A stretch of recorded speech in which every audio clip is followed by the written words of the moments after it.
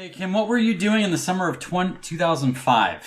Oh, I was quitting my teaching job and leaping into this full time. So that was a big year. What was Stacy doing? Well, in the summer of 2005, 6 women made national news when they appeared on a Times Square billboard dressed only in their underwear.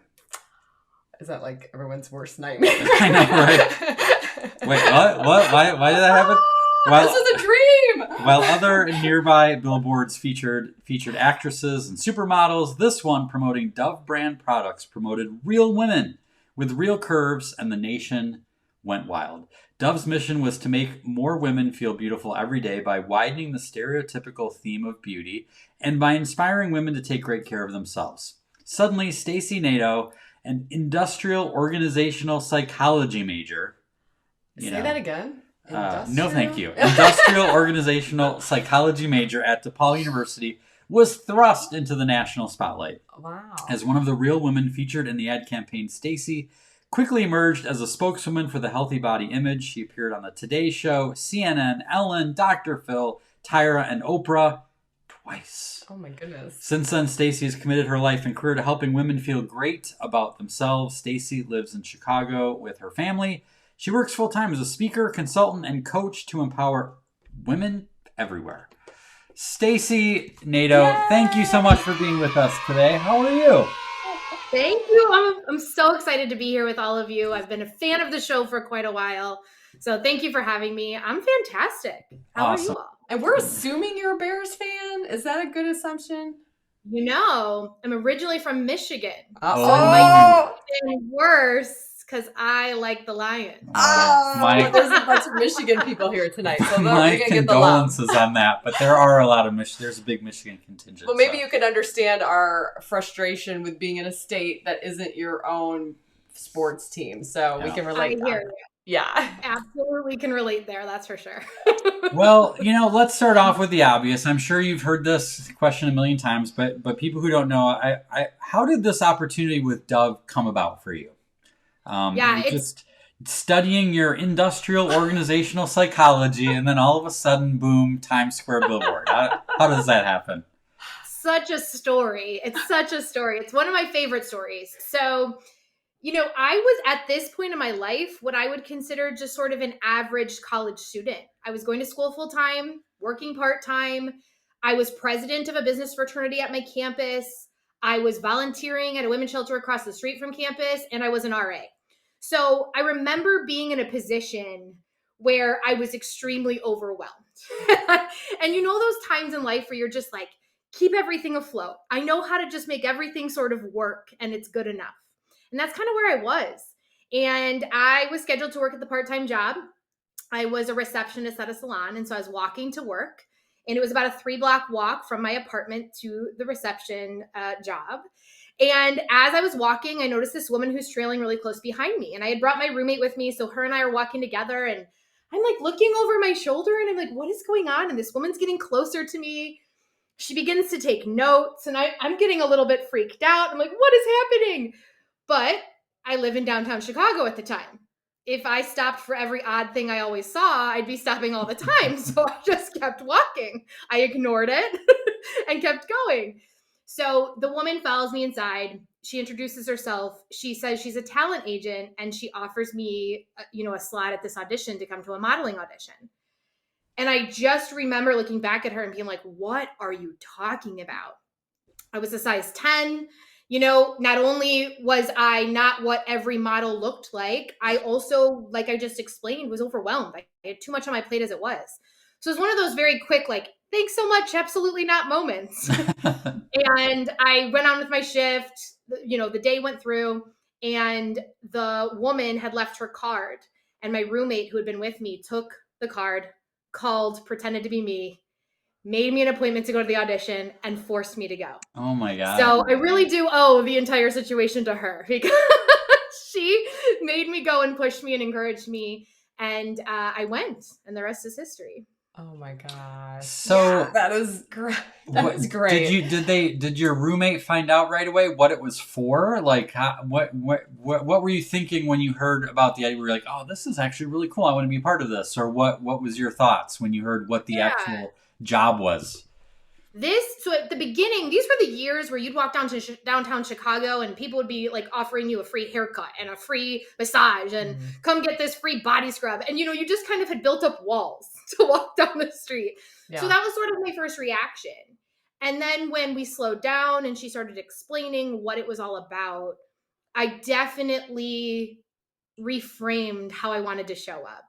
And so she really explained how it was about real people and real bodies, and how this campaign was going to be different in the way that it wasn't going to be airbrushed and retouched. And it was really going to be this celebration of how women do look in everyday life and how that's absolutely acceptable to also be in advertising. Once I slowed that down, once I really realized what the messaging and what it was about, then I was all excited. Then I was ready to go. Then I was hopeful that I was going to be part of the experience. But it took that reframe for me to understand. But for me, it was about the mission. It was about helping, the world reframe how we look at women in the media, but certainly most importantly, helping women look at themselves differently and be more accepting of how they show up. That's awesome. I think one of the things I think we've talked about in the past that I wanted to revisit a little bit is I wanted to call out Rachel. Rachel says, I remember those ads so well. I was in college at the time. And for people who don't know, I mean, this definitely was a groundbreaking thing. I think now there's much more of that than there ever has been before. Yeah. But like, remind people what a huge risk this was. I don't know if it was the campaign manager or who it was you were telling me about that was like her job was over if this did not go well. Like what was the risk? What was the nervousness you all felt like as you were about to launch this to the world? Yeah. So I'll be very honest. I think the 6 of us were the least nervous of the crew because frankly, we were beautifully naive. We had no idea this could potentially spark the complete wave that it did. Now, like I have told you, Jason, the Dove team, the executives, the PR company, they all had come over to us right after we had been done taking all the pictures. So we took pictures for 2 days straight. It was 25 hours of shooting. 3,000 pictures were taken for the campaign. 8 made the cut. So out of the 3,000 we took, 8 made it, which is always just a fun, crazy thing to understand and know from the behind the scenes, because I knew nothing about that until this experience. But, right after we were done taking the pictures, they came over and they sat us down and they said, listen, we're really proud of this work and these photos. And we have to be pretty realistic. We aren't positive how everybody's going to react. We are going to flood every major market with this ad. This is going to print in every women's magazine that goes to print, 90% of the men's magazines that go to print, and we don't know the reaction. You all have to be just ready for that. And I remember the 6 of us sitting there that night and just being like, okay, we kind of all looked at each other. That's not exactly what we were expecting, but we were like, all right, we took a deep breath. We're like, let's do this. Let's change the way we have a conversation about women. Let's change the way we advertise. So I think we were like, we're going to be in Cosmopolitan for 2 months and yay, we'll buy them all and then we'll go on with our lives. Like, I really think that's how it was. And for the executive team, they put everything on the line. They are a true example, in my opinion, of like taking their power and using it for good. Because if it didn't work out, they wouldn't work in advertising anymore, because one large blip in advertising world means you don't get to keep going. And so for them to take the ability and the power that they knew they could have and to use it to change this conversation, I still will always be grateful to them for that. And I get to still work with the brand now today. And I can honestly say from such a real space is like, they are just so authentic. They're so wonderful. They truly do care about the way we message and the way we talk about women and girls and now all humans. We've gone all over the place now since 2005, but all humans and how they feel about themselves and their self-esteem. That's cool. Wow. That is amazing. I love that concept of you six just kind of like really, how would you have ever known, you know? It's almost like being on a reality show. We had a reality show winner, Luke Soderling, was here with us a couple weeks ago. And it kind of reminds me of that same thing. The experience you guys had was kind of a reality show, hearing about all the TV appearances you made and all that. I'm sure the six of you got pretty tight. It's so true. It's so true. We always joke, like, we used to joke it's like the real world. Like, the six of us went on a trip, went on a mission, and no one knew what was going to happen. And I joke, whether we liked each other or not, we got close, but luckily we loved each other and we got really close. And what was so cool about the group that did this, the six of us, is like everyone truly, truly believed in helping. And that's why I think sometimes interviewers or people will ask me, like, why do you think it caught fire like it did? To your point earlier, Jason, it was groundbreaking. Now it's different, but in 2005, this was the first of its kind. And two, or B, I think it was really that, like, we authentically showed up for women. We did not show up to be in the magazine. We did not show up to get the free Gap cotton underwear. Like, none of that was important. It was like, we really want to change the conversation. And because that authenticity really came through, I think that's why it was so well received. But yeah, the six of us, I'll never forget that moment. There's so many moments I won't forget, but that's one of them. It's just sitting there going, all right. What was the whirlwind like then once it did hit and was successful? What was that like? What was your mentality like? And I guess this is sort of a second part. Maybe it's this whole different question, but like, I'm curious, like, was there a point where you're like, wow, we really did change the conversation? Like, was there a moment you were like, we achieved what we set out to do? Yes. So the whirlwind was unbelievable because it was a lot of like in magazine interviews and newspaper interviews. So a lot of print. And then we did a lot of local news. Like I did a lot of stuff in Chicago and things like that. And then we got the Today Show call. And it was as if the national news was waiting for the first one to do the story. And then it just lit up. So once we got the Today Show call, which we were like, holy cow, here, Today Show. So not only has no one been on TV before, now we're doing live national television. I always say, like, if you fall, trip, say something wrong, too late. Everyone saw it. There's a 10-second delay. That's all you get. So I just remember thinking, like, way to throw us in, way to really get us going there. And then that whirlwind was absolutely unbelievable. The stories I could tell you of us trying to get to these shows was just amazing. I got booted off a flight on the way to the Today Show because I was the last to book my ticket, because many of these shows book very close to the dates, especially because as we gained traction and popularity, well, then the show wants you on tomorrow because now the campaign's exciting. And so I flew all night to the Today Show. I was on it was just, as we know as travelers now, it was an unbelievable travel story. I got there, landed, got into Manhattan, I think about 3:45. The car picked me up at 4:15 to take me to the show. So I got there, right? The Ellen DeGeneres show called, I think, like the day before at 3 p.m. I was on a red eye that night, so I had like an hour to pack my bag. It's just those kinds of whirlwind, amazing, cool, fun stories. But I think the moment I knew was the call from Oprah. Because when she was on air, she streamed in 111 different countries. I just knew that moment. And again, of course, it was such an honor to get an Oprah show call. But deeper than that, all six of us just lost it because we were like, this is now going to become a complete shift. This is not an advertising campaign anymore. This is a conversation now. This is now going to happen at the dinner table between parents and kids and generations. And that's the moment where I was like, okay, this is different. We just shifted something. That's cool. Yeah. What did you learn about yourself in that process? Whew. I learned that my thighs look bigger than I ever expected on billboards. Well, it's on Times Square. I mean, that adds 35,000 pounds, right? Exactly. It's exactly it. That's a little bit more than 10. I grew up fairly confident, and I really had a lot of rough experiences. I've always identified curvy. I've always identified as somebody who's bigger than most. And why that mattered is because in 7th grade, I remember so well becoming so heightenedly aware of that and comparing myself constantly and feeling really crummy.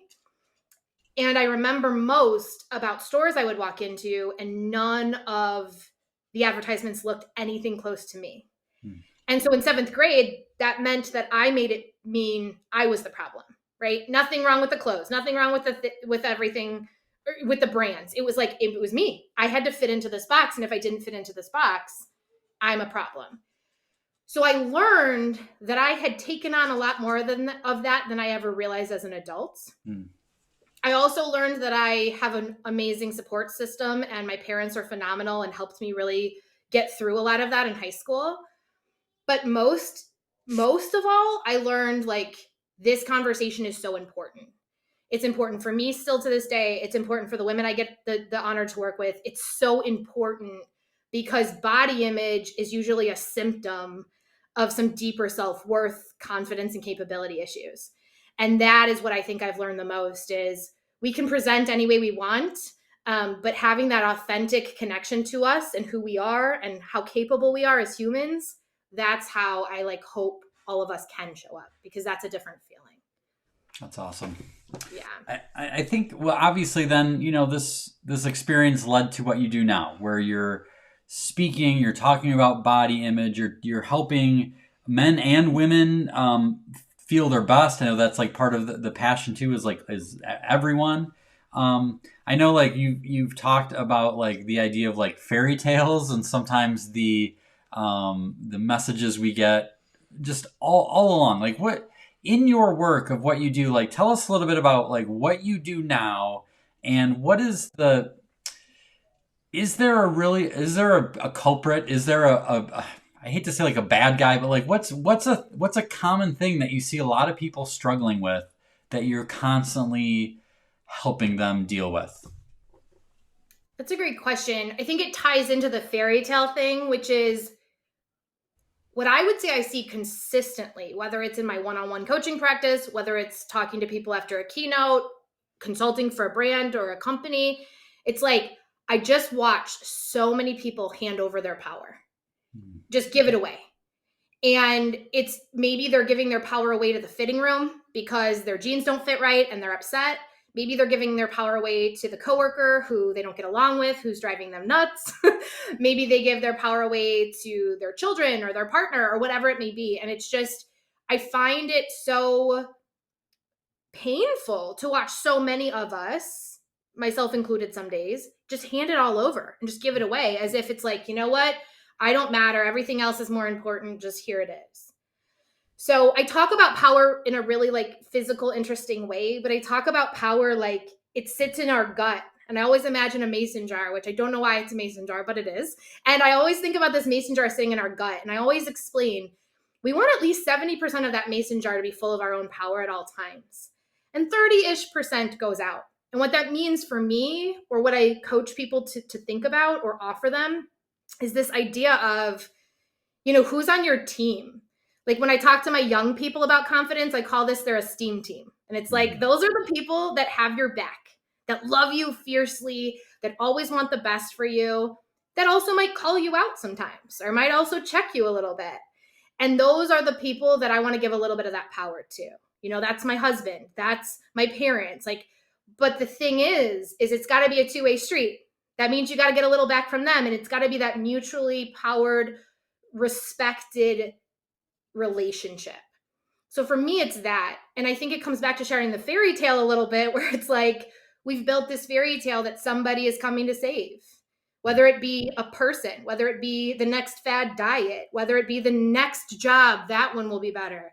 We're just kind of always waiting for the next step and the next fairy tale. And we build that fairy tale up so much, we miss the present moment and we miss what could be great right here. Yeah, the power within yourself rather than looking for the outside. So interesting. Yeah. Well, we've got two daughters, and that scares me a little bit. I'm curious what advice you have for parents raising young girls in our current culture, and boys too, but I obviously like the both have their challenges in terms of what society says we need to be. I pull up here, Paul had a really good comment. He said, women have it so much harder than men, but I was the fat kid growing up and get it. We need to make sure our kids feel good about themselves regardless of their shape. But speaking about the Dove campaign and that, like what advice do you have for parents? Oh man, if we have another 3 hours, I could go through all of it, but let me think of like the kind of top. If we get to the very basics, I think that it's important for us to be having very open conversations about bodies. It's really important for us to be having open conversations and modeling what it looks like and feels like for us to show healthy movement and nutrition in non-conventional ways, to watch our language around those things.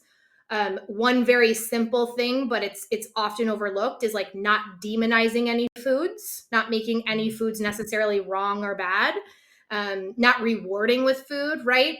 And don't get me wrong, there are certain personalities and certain children. For example, my son, he's 6 years old. He could care less about food. So to use a little bribe with M&Ms sometimes works beautifully, right?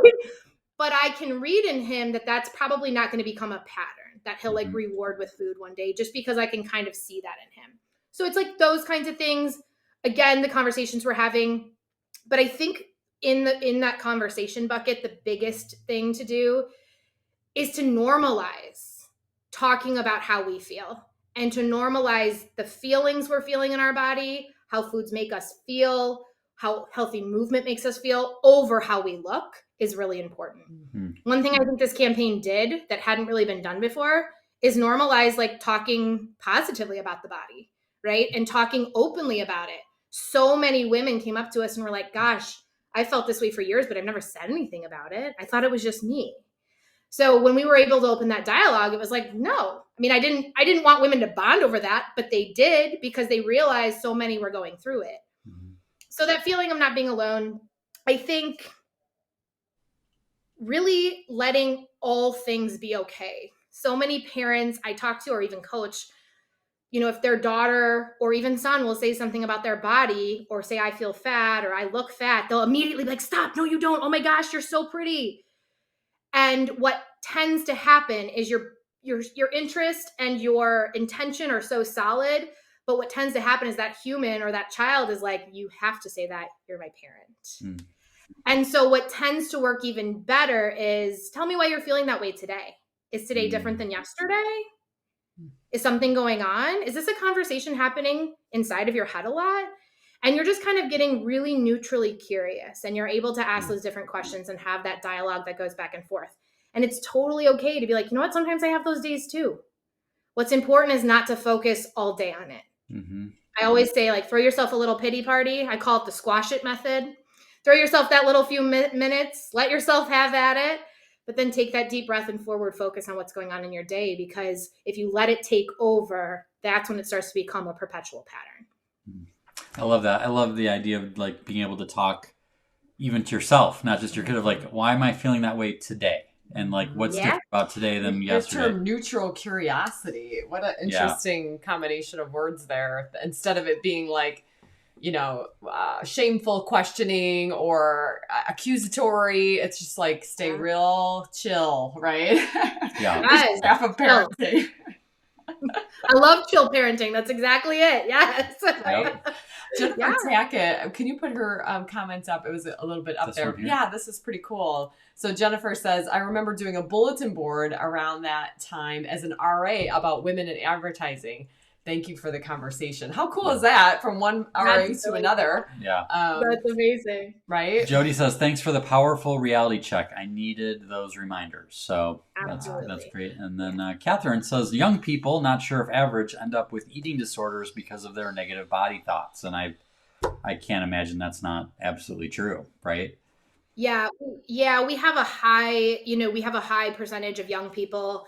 And what's really interesting about the statistics that I won't bore you with is a lot of young people especially participate in disordered eating or disordered behavior and don't necessarily bucket themselves in eating disorders.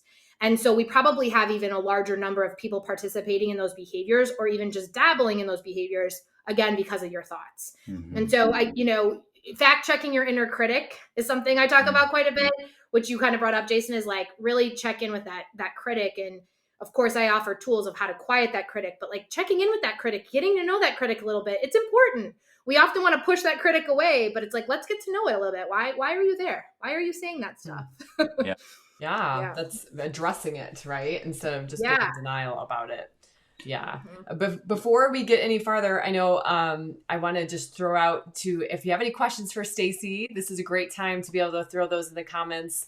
And we'll be sure to grab a couple of those at the end. Yeah. So. Well, as you mentioned, you do coaching.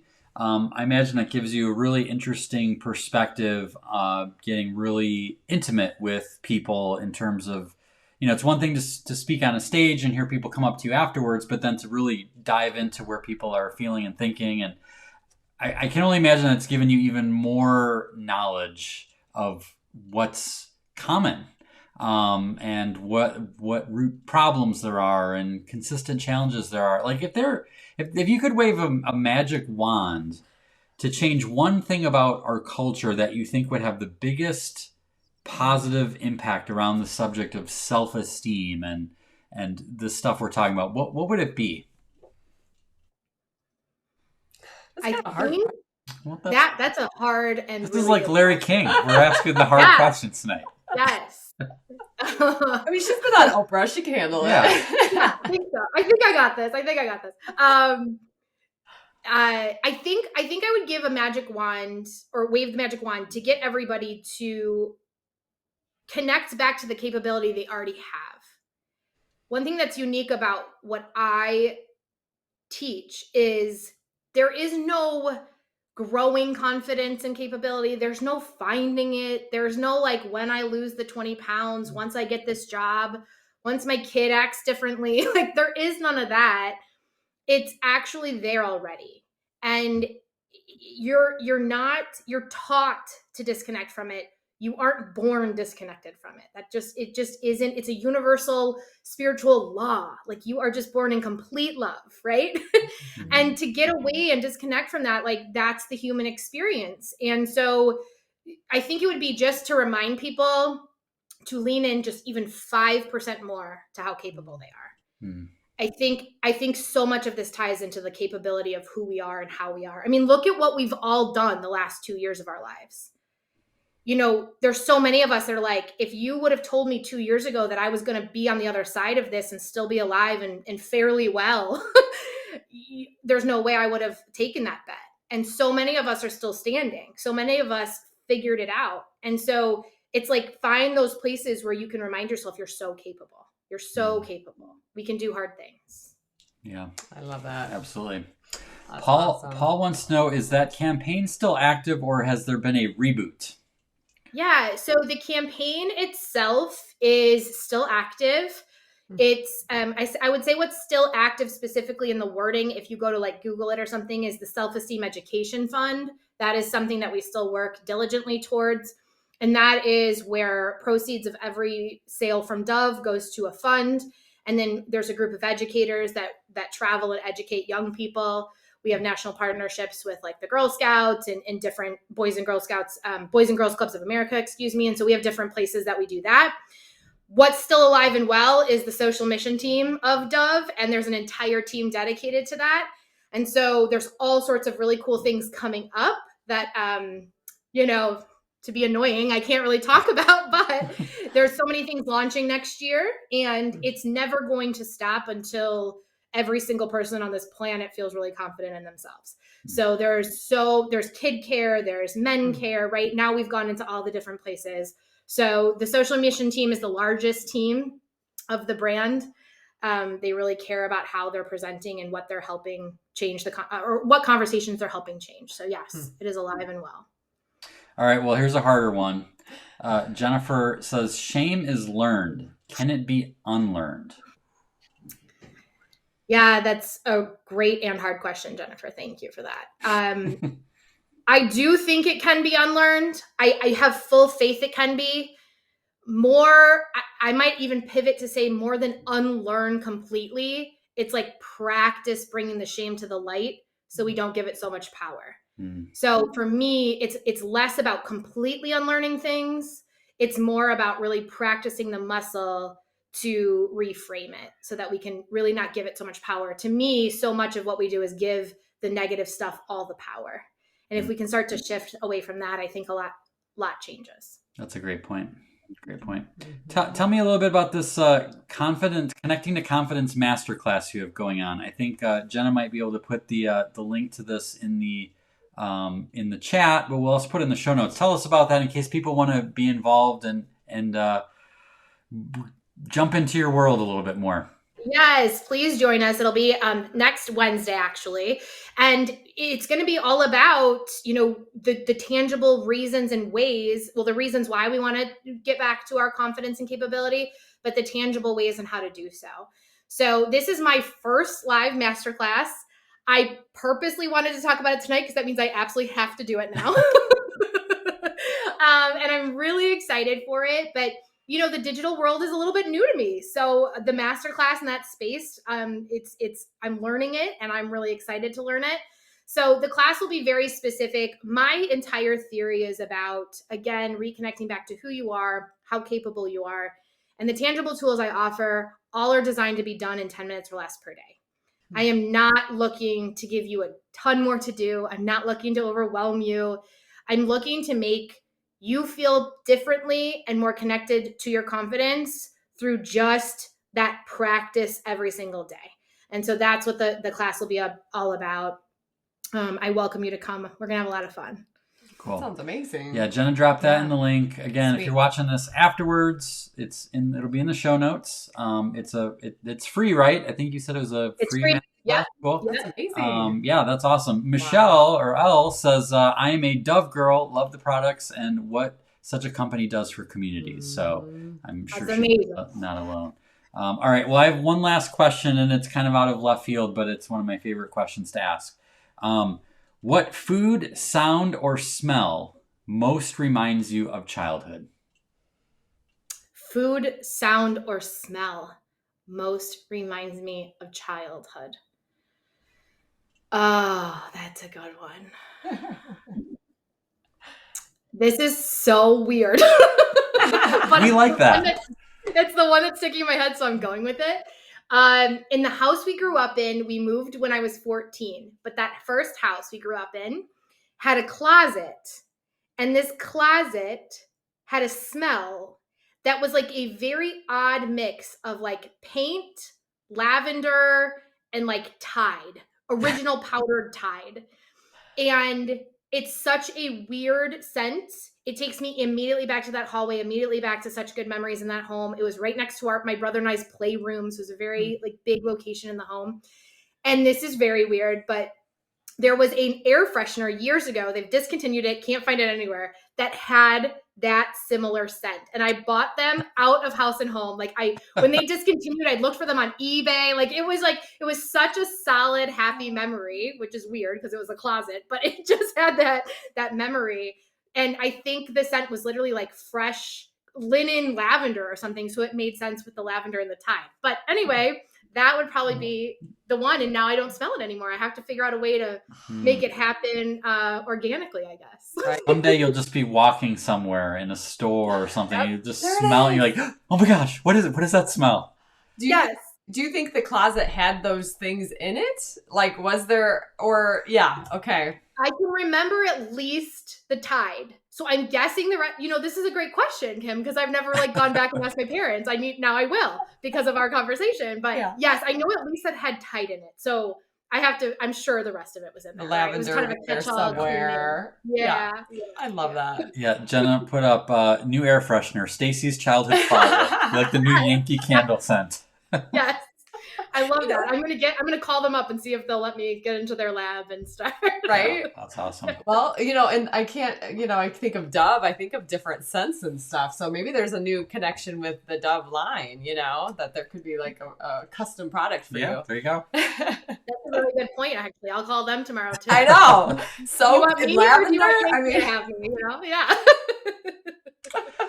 Well, Stacy, this was wonderful. Thank you for taking the time to chat with us. I know everyone appreciates the truth bombs you dropped and the perspective that you shared. Would love to talk more and more about some of the weird stories you have, but thank you for taking the time tonight. And we appreciate it. This is going to be a good show to watch with our kids and start some of those conversations, like you said, about this whole subject, and let it be comfortable and not have that awkwardness that tends to happen. So yeah, absolutely. Such a pleasure to be with you all. Thank you for having me. Thanks, Stacy. Take care.